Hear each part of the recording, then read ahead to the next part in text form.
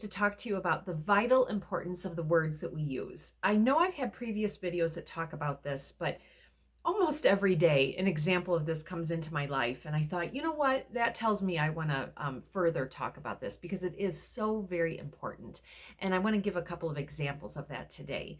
But let me start with a proper introduction. I'm Connie Jo Holmes. I'm the founder of BU2BFULL Hypnosis and Coaching, and my mission with my company is to teach individuals how to confidently and courageously move from reacting to life to owning your life. And to me, using the right words that set the tone for our thoughts, that drive our behaviors, that drive our actions, is the best way for us to begin to own our life. So I'm going to talk about 3 different series of words. This one, a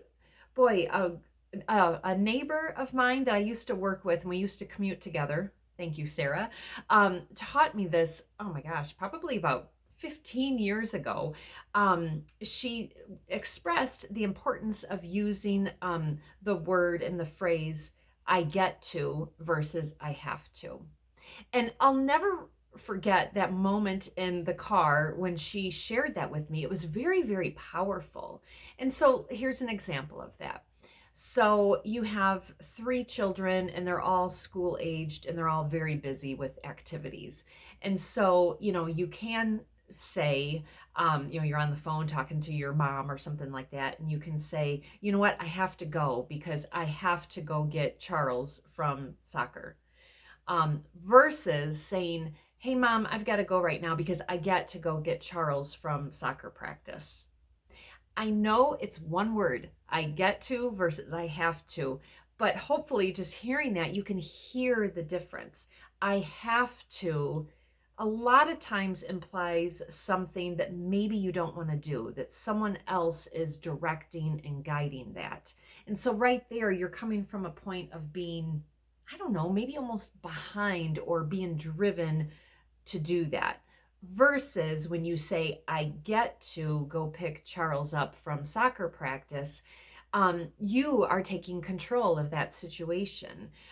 Yes, there's a specific time and a place that you pick him up, but having that mindset and using the words I get to puts a certain level of excitement into it, because you do get to go pick him up.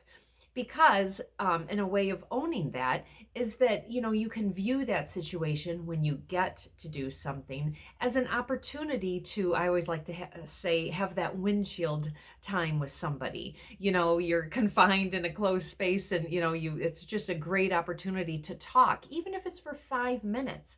So that's a beautiful way to think of I get to do something versus I have to do something.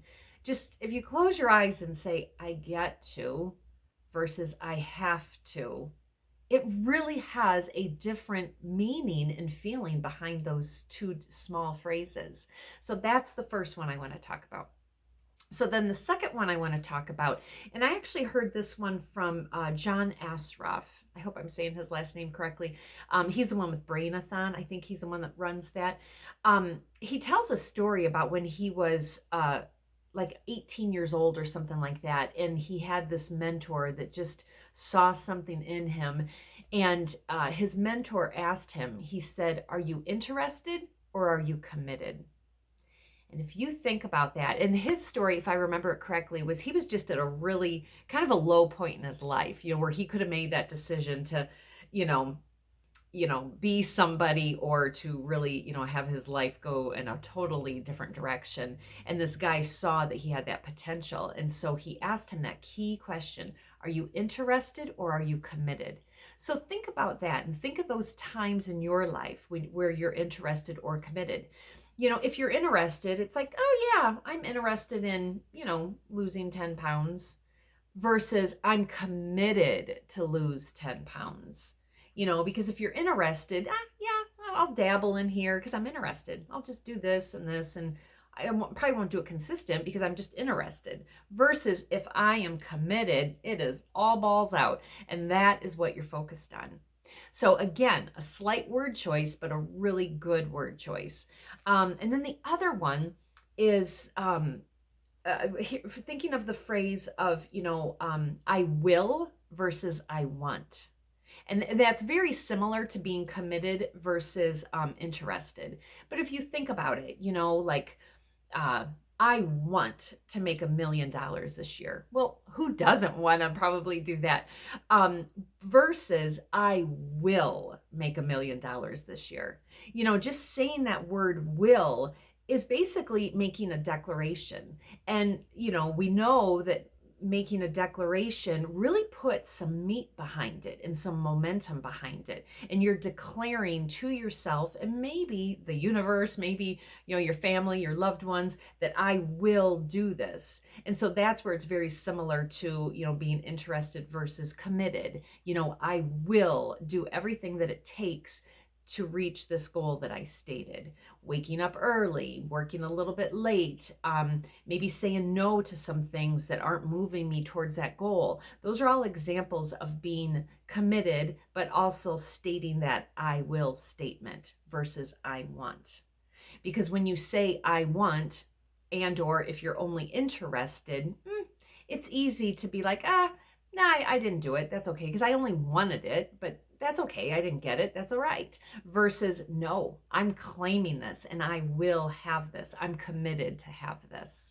So hopefully you see and can feel the difference between these word choices. And I'm sure there's many more examples, but these couple have been coming up in my life repeatedly. So I thought, you know what? I myself want to make that declaration of shooting a video on this so that by me doing this, I am committed to ensuring that I make these right word choices in my life all the time, because I do know it's not a subtle difference, it's a huge difference. So thank you for allowing me to be committed to shoot this video. So I get to shoot this video. I am being committed to it because I'm doing it, and I will ensure, by me making this public statement, sharing this detail with you, that I will ensure that I continue to use these very important words in my life, making sure I use that right word choice. So, all right, I hope that was helpful. If it was, please like, comment, share, and subscribe. And let's make a declaration right now. Like, be committed to do that. That would be great. All right, thank you so much.